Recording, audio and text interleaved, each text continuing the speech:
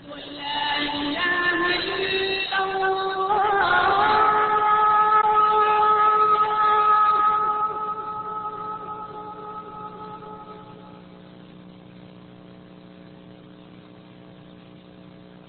أن محمدا رسول الله.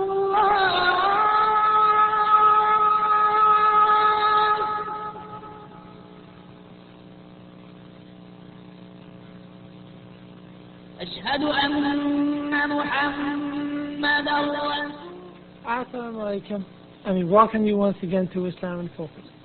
Today's program, inshallah, will be our 26th on Muhammad, may peace be upon him, the last messenger of Allah, and our third in our segment on methodology of studying the Seerah. I'm your host, Rashad Mimish, and here once again from St. Mary's University is Dr. Jamal Badawi. Assalamu alaikum, Dr. Jamal. Wa alaikum assalam. Dr. Jamal, for the benefit of our viewers, could we have a quick capsule of last week's program, please? Certainly. We referred to start with to some of the basic methodological errors in the study of the Seerah or the biography of the Prophet in the writing of non-Muslim writers. Some of the problems such as being too hasty in judging Islam on the basis of their emotions and background, jumping to erroneous conclusions because of superficial similarity of words or terms, and also taking some of the weakest and least authentic historical narratives in order to support their preconceived ideas and theories, even though they may contradict with the established and authoritative narratives. Next to that, we discussed rather briefly some of the reasons behind those mistakes and problems, and we indicated that perhaps one of the most important was the religious background of the writers and the kind of attitude resulting from the legacy in terms of Muslim-Christian relationship historically, which might have colored the way they studied the life of the Prophet. But in addition to that, there was what I called also mechanical reasons, such as the lack of understanding among many of them fully of the Arabic language and its subtleties and expressions, and that the Quran, the Hadith or saying of the Prophet, and all major references in history, Islamic history, actually are in Arabic, so that might weaken their command of the material they're analyzing, and also the lack or shortage of important references that should have been made available to them before they came up with their conclusion. We indicated, however, that this is not something that applies to each and everyone.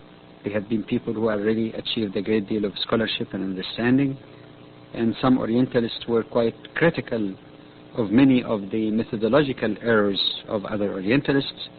In fact, some of them, like Diné, became Muslims, as we indicated in the previous program, and we gave example of the critique not only by Diné but by many other Orientalists who remained in their own religion, but they had the objectivity to admit that there have been basic methodological errors and unfairness in the treatment of the life of Prophet Muhammad, peace be upon him.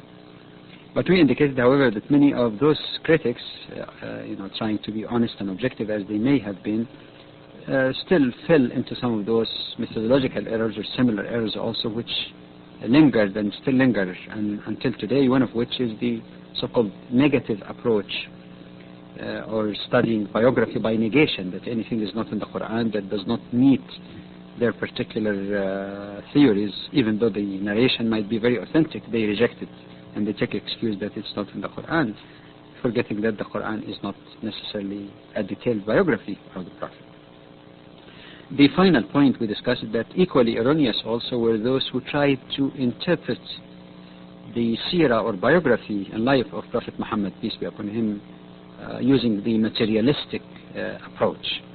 And we have already given at least one example of that. There were other points that could have been raised perhaps, but the example we gave last time is essentially, again, trying to interpret the whole development in the early days, even in the life of the Prophet of Islam, as something which is only a product of circumstances rather than something that was revealed or was subject to a specific divine plan. We haven't. No, Dr. Badawi, up to now, we've focused in on the interpretation of the Quran that they've had up to now by non-Muslims.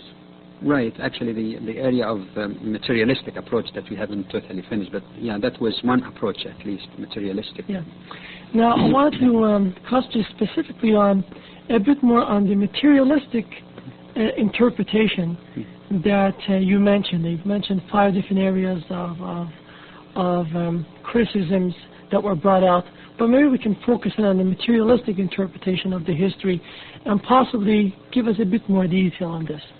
Okay, I already have given one in the previous program, but a similar approach also applying the materialistic approach has been, for example, an attempt to interpret, as Dr. Khalil indicates, to interpret all the dealings between the Prophet Muhammad, peace be upon him, and the pagans in Mecca, as well as the Treaty of Hudaybiyah. They tried to put that all as a sort of political deal, a compromise even on principles. And more surprisingly, that one writer even went as far as making guesses even of agreement that took place between the Prophet and the unbelievers that did not have any historical basis whatsoever, but simply it supported his idea of this political expediency that prompted those kind of dealings. As if it has been rather difficult for some of those writers to understand that in these matters were matters of principle, were matters of creed, and that creed was not to be compromised on political expediencies, but everything they want to put as a political expediency rather than a prophetic mission. Even the Thomas Arnold, the man I mentioned last time, who showed some degree of objectivity, even though he had some errors in certain areas, I must say also in fairness that he objected to this kind of materialistic approach in interpreting Islamic history. And actually he admitted that Islam came as a sort of revolution against lots of things that Arabs were used to. It was a revolution not just in a political or social or economic sense. It was a revolution against their values, their ideals, which were not in conformity with the monotheistic ethics. And as such, he admits that Islam was not a sort of a spur-of-the-moment type of reaction or enthusiasm against the circumstances.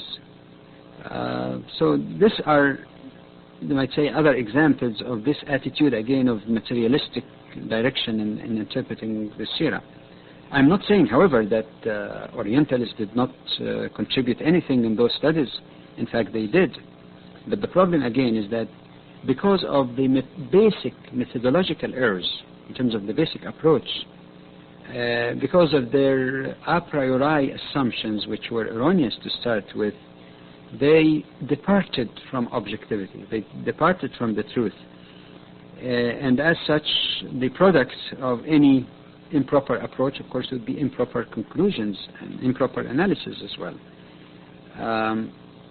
I'm not saying, however, and I think I should be fair enough also to indicate that this does not mean either that all Muslim writers were absolutely right, were absolutely correct also in their methodology. One has to be also fair and objective in examining their writing. In fact, there have been writings by Muslims which were critical of Muslims also, other Muslims, whether ancient writers in the past or contemporary or relatively recent writers. There have also been verification of that. It's a matter that must be studied honestly and clearly. Well, I'm actually very happy that we actually have brought the discussion to Muslim writers itself, because there were errors, as you've already pointed out. And it would be worthwhile, now that we've talked about how we criticize the non-Muslims in their interpretation, to focus now on Muslim writers, and maybe you can start off with the ancient historians in this regard. Okay. First of all, to begin with, and even though this point we probably will have to come back to when we start talking about the proper hopefully approach and what are the main sources to refer to. But at this point, let me just say broadly that there is general agreement among many scholars, including some non-Muslim scholars as well, that the most ancient and most authentic sources about the biography, life, mission and achievement of Prophet Muhammad, peace be upon him, are first the Quran. It has something. It's not a total biography, but it has something about it, and the Quran has been very meticulously preserved. So the Quran is one. Secondly are the authentic Sunnah or narration about the Prophet, especially as narrated in the most authentic collections of prophetic saying or hadith, like Bukhari, Muslim and others. As far as the historical works or histories, excuse me, the general agreement again is that the Seerah or the writing of Ibn Ishaq, which has been edited and put together by Ibn Hisham, known also as Seerah Ibn Hisham, either Ibn Hisham or Ibn Ishaq, because they both very much are related to. Also another reference called At-Tabaqat by Ibn Sa'd, Muhammad ibn Sa'd, and Tarikh At-Tabari, and a reference by Al-Maghazi, by the name of Al-Maghazi, written by Al-Waqidi. We'll come to this later. These are, you might say, the standard and most ancient and authentic works, or sources, you must say, about the life of the Prophet. However, some of the ancient writings, not very ancient, but still writings that came after those earlier sources like Ibn Hisham or Ibn Sa'd, they came later and added a few things, a few narratives or stories. Now, those stories could not be traced in this original and most ancient sources. And in fact, that resulted in science of criticism also concerning those histories, in an attempt to try and trace them and find whether they have any authenticity. An example, or some examples I should say, of those later references but still ancient are the writings of Al-Halabi, Abu al-Fida, Al-Maqrizi and Ibn al-Athir. The difficulty here is that many of the recent or relatively recent writers, especially among non-Muslims, but some Muslims as well, as Dr. Khalil indicated, depended uncritically on those second generation or second level of sources which were not as authenticated as the earlier ones. And that resulted in gaps in their research. It resulted in the inclusion in their research of narratives or stories which were rather weak, stories that belonged to a later time but could not be traced in the original and most authentic sources. Now, an excellent historian, Dr. Jawad Ali, in the first volume of his book, as I mentioned in the previous program, said that many of those narratives are attributed to some of those who embraced Islam but came from a Jewish or Christian background. There were many. That is in the time of Prophet Muhammad, peace be upon him, such as people like Ka'b al-Ahbar, Muhammad ibn Ka'b al-Qurazi, and Nu'man al-Sabai, and so on.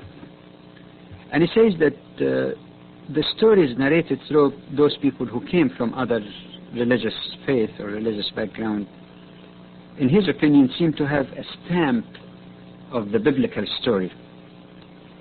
And many actually were incorporated, he says, falsely even and incorrectly in the history of Islam.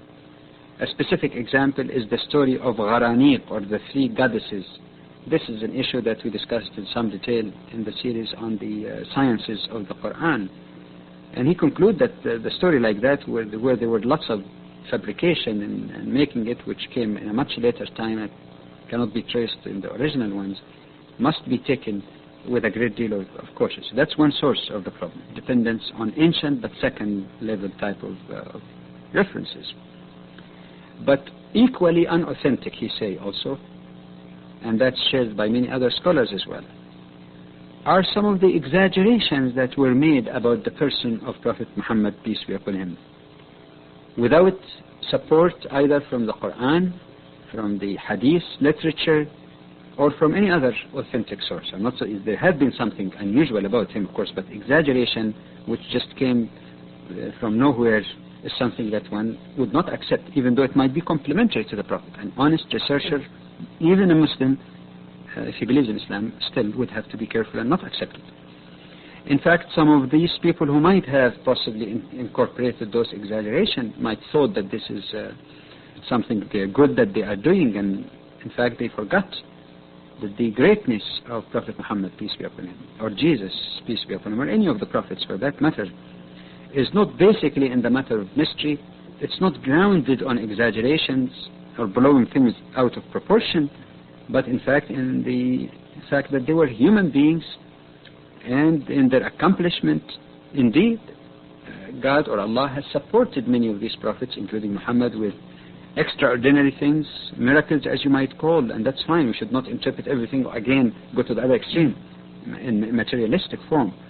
But what we're really talking about here is that there must be some confirmation, there must be some check on the authenticity and validity of some of those stories, and any exaggeration, even though it might sound positive, should be eliminated, because indeed it was these exaggerations that provided many of the Orientalists sufficient ground to raise doubts, unfounded as it may be, about Islam and the Prophet of Islam. And you know that in some cases some people even used to believe that Muhammad is worshipped, and they, you know that this is totally false and has no basis. Maybe they might have interpreted that falsely because of some of those exaggerations about the person of the Prophet, peace be upon him. This is with respect to the, you might say, ancient but not very much verified references about the biography of the prophets.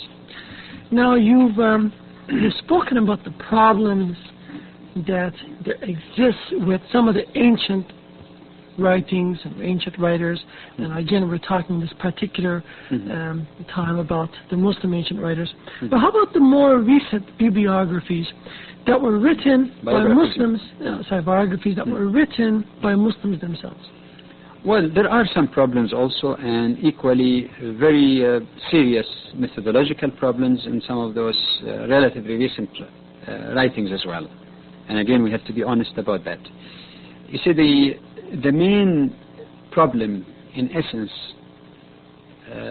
was not that some of those writers tried to use science, but the problem of trying to use scientism. And there's a difference. You see, there is a difference between saying, all right, I'll use a scientific approach in areas which is subject to science. That's fine. You should. You must do so. But scientism, or the belief that everything, each and everything, and all sources of knowledge must be subjected to the specific methods or methodology of empirical science, or things that you can examine in the lab, or things which are tangible. This is not a very scientific way of looking at it. It's false, because not everything falls under this category. In fact, some people speak about, for example, telepathy, without necessarily being able to put their finger on it or put it in the lab or test tube. There are areas and sources of knowledge other than science. Science is very important, but not everything has to be subjected to the same methodology of verification. Dr. Muhammad Saeed Ramadan al-Bouti, an excellent writer also, who wrote a reference that we'll be using quite frequently here also. It's called Fiqh al-Seerah, or Understanding of the Biography or Seerah of Prophet Muhammad, peace be upon him. He says that in the later part of the 19th century and early 20th century, a particular school of thought emerged among some Muslims, among a group of people who were so much fascinated, if not intimidated in fact, by Western civilization and the progress that the West achieved, especially talk about the late 19th century and early 20th century, when the Muslim world was in the very bad state of affair, really, very in the lower ebb. So they were very much intimidated by this progress achieved in the West compared to the decay of the Muslim world. And somehow under this kind of psychological pressure, maybe to some extent a feeling of inferiority complex, a lack of confidence in themselves and their heritage, they thought mistakenly that the only way for Muslims to progress is to wholeheartedly, uncritically, adopt and accept everything Western. Everything, whether it fits the people's understanding, society, values, that was beside the point. Everything must be accepted wholesale, not just technology. I mean, there's no problem of adopting technology, it's fine.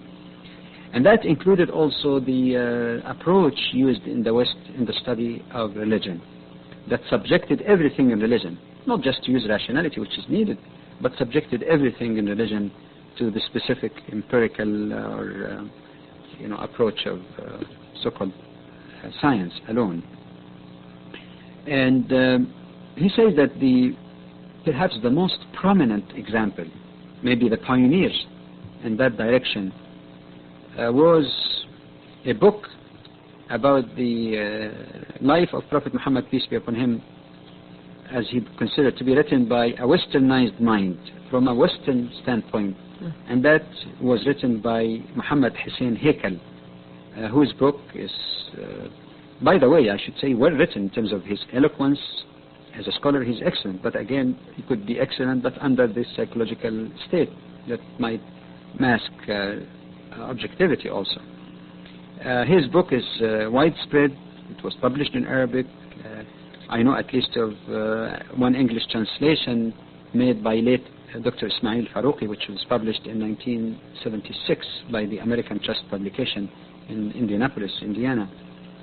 In fact, Dr. Al-Bouti describes the analysis suggested by Dr. Haykal, that he approached the subject or analysis, or it is an analysis which, quote, يسير في خضوع منكسر وراء العقلية الغربية وتحت لواء ما ادعوا أنه العلم الحديث. That's a very strong criticism that he's living in.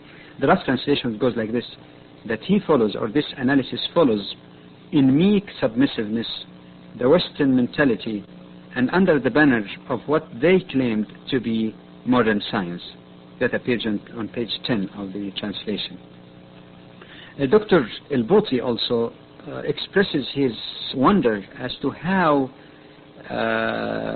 Dr. or Sheikh Muhammad Mustafa Al-Maraghi, who was the rector of Al-Azhar at that time, or Sheikh of Al-Azhar, and another famous writer like Muhammad Farid Wajdi, started to praise the book. Actually, the introduction of Muhammad Hussein Haykal's book is written by Al-Maraghi, and considered that as a pioneering step in more scientific research, which shows that the same psychological problem and inferiority complex seem to have been common among a cross-section of the intelligentsia in Egypt and other places for that matter. I noted, by the way, in reading myself the introduction by Sheikh Maraghi to Muhammad Hussein Haykal's book, that he admits in the beginning that he has only read part of the book before it went to the press. And that shows again the degree of care that should have been applied before making such kind of backing or acceptance of that approach. How did Haykal express his approach, and what is, in more specific terms, the problem with it? Okay, let me first quote him more or less to show what kind of approach he put for himself, and perhaps as much time as time allows us, we can touch a little bit also on the difficulty with that approach. In the introduction of his work, and I'm referring here to the translation again made by Dr. Farouqi, on page 51, that's 51 in the introduction, he says, Haykal, but I have resolved that this will be a scientific study developed on the Western modern method, and written for the sake of truth alone. Nobody, of course, disputes with anyone writing for the sake of truth, but the idea here is that the Western modern method, in his mind, seemed to be the ultimate of any sort of research, religious and non-religious, relating to Islam or non-Islam, that this seemed to be like the super thing. And that again seemed to reflect this kind of mentality, which was common among many intellectuals really, the subjugation to the more advanced, the more progressed technologically West, that they thought that everything really is superior regardless. In another place also he goes on, introduction also he says about the Quran that it contains a reference to every event in the life of the Arab prophet, which can serve the investigator as a standard norm and as a guiding light in his analysis of the report of various biographies and the Sunnah. That's Sunnah, that means the saying and deeds of Prophet Muhammad, peace be upon him. Now, there are two difficulties with this kind of logic. To begin with, to say the Quran is the standard work as if it is the or the standard reference, as if the Quran is everything about Seerah, is fallacious really. The Quran does say something about the life of Prophet Muhammad, peace be upon him, but it's not a book of biography. And as such, to say that you can refer to the Quran only is really fallacious. The other point, which I'll just mention rather quickly now, and because we'll come back to it again, that there is a basic methodological error here, that what Haykal is saying here is that his own understanding, his own interpretation in the Quran, or maybe imagination as to what it means, seemed in his mind to take precedent over the authentic and authenticated Sunnah, or the saying and works of the Prophet, peace be upon him, which we'll come back to. And finally, one more quotation. He says, I have resolved to follow the modern scientific method and to write in the style of the century, and that I have taken this resolution because it is the only proper one in the eyes of the contemporary world. The only proper one. And if the contemporary world say that, fine. I mean, regardless, I don't think it has to be taken. And then he goes on, say, this being the case, ancient methods are ruled out a priori. That is, any ancient approach to the study of Seerah has to be ruled out, to be thrown away as something which is irrelevant. Not because it's not objective, not because there are some elements that are deficient, but the idea here is that it has to be thrown out altogether. These are issues that I just mentioned in brief, but I think they deserve more analysis. We want to be fair both to Haykal and his critics. I think we might be able to come back to that again. Inshallah. Inshallah, we'll pick up on this point next week. Thank you very much for joining us here in Islam in Focus. As always, your questions and comments would be most appreciated. Our phone number and address will be appearing on your screen. From all of us, Assalamu alaikum. Hope to see you next week, inshallah.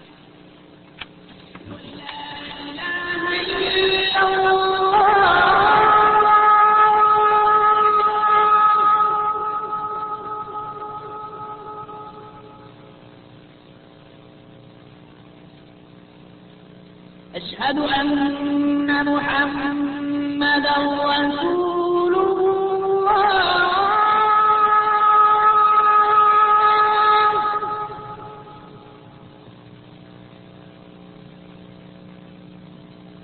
أشهد أن محمدا رسول